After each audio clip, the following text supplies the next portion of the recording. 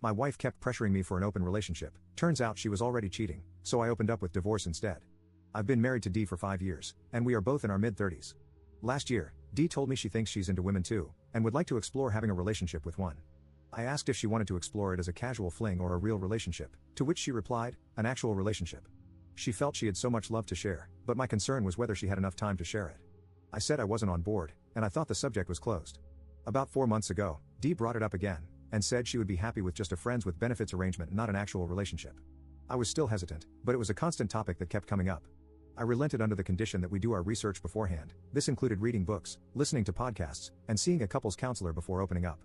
Dee was ecstatic, and together, we dove into several books and found a great therapist.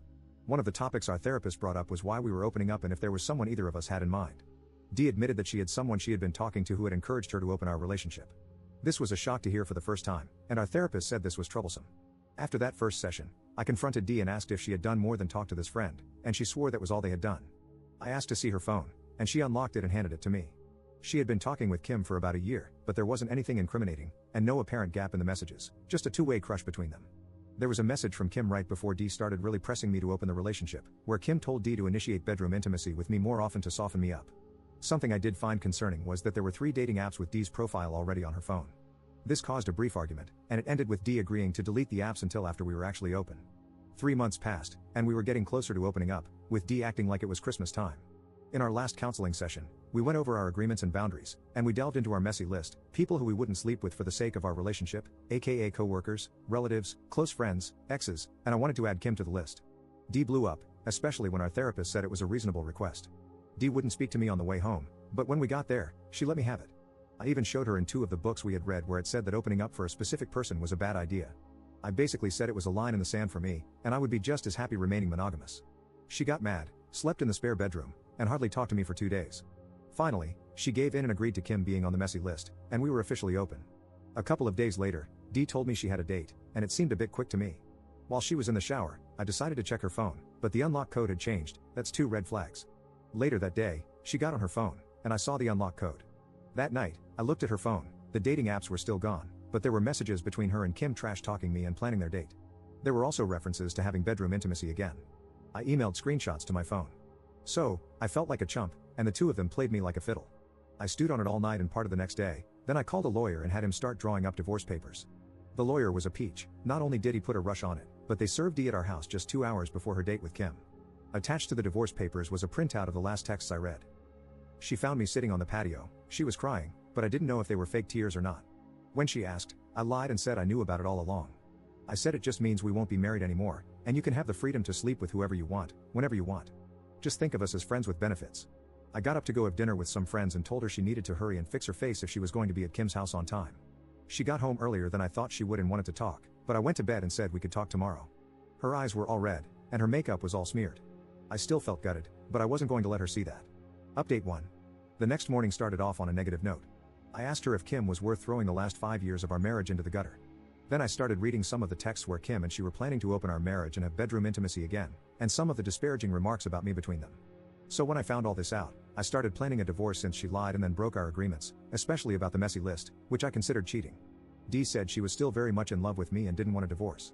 She wanted to go back to our marriage counselor and work things out. I told her I couldn't be married to a liar and a cheater, and she was the one who burnt down that pledge, and now we just need to move on. If we could be civil about it, I was open to a roommate with benefits arrangement, and we could cohabitate and split the bills 50-50. Since we wouldn't be married any longer, we would both be free to part ways at any time without any strings attached.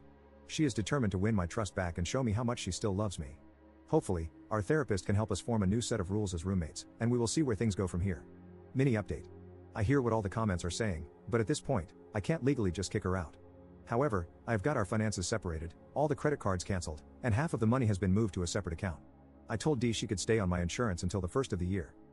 Our regular counseling session is on Tuesday, and I have already emailed our therapist with a heads up on our relationship change. I moved all of Dee's things into the spare bedroom. The last couple of days, I've been love spammed. Dee wants to pump the brakes now on the open relationship and put the divorce on hold. I let her know that both of those ships have sailed, and we would just have to ride them out and see where they take us, but it is unlikely that we would get back to where we were. Last night she got all made up and put on my favorite outfit. Probably some of the hottest bedroom intimacy we ever had, including her initiating a couple of things that were on her taboo list, and then more this morning when we woke up. I gotta say that my friends have really been there for me these last 6 months. Most of them have been encouraging me to stay steady on the divorce. My sister-in-law has told me recently that her sister has had a crush on me for the longest time and wants to set me up with her. Update 2. Okay, I'm throwing in the towel. After the last 2 counseling sessions, Dee finally admitted she cheated and lied about her affair with Kim, but still doesn't show any remorse or that she feels like what she did wasn't that bad. She still tries to blame me for being controlling and dragging my feet on opening up.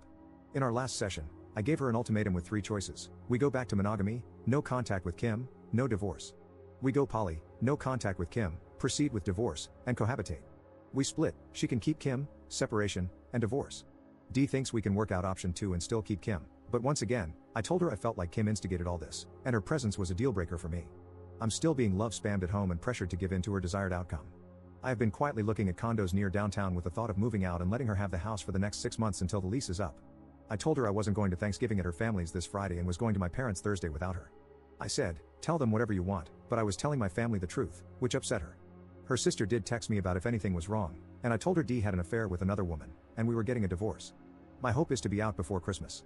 If she spends the night or the weekend with Kim, I can be out before she realizes it.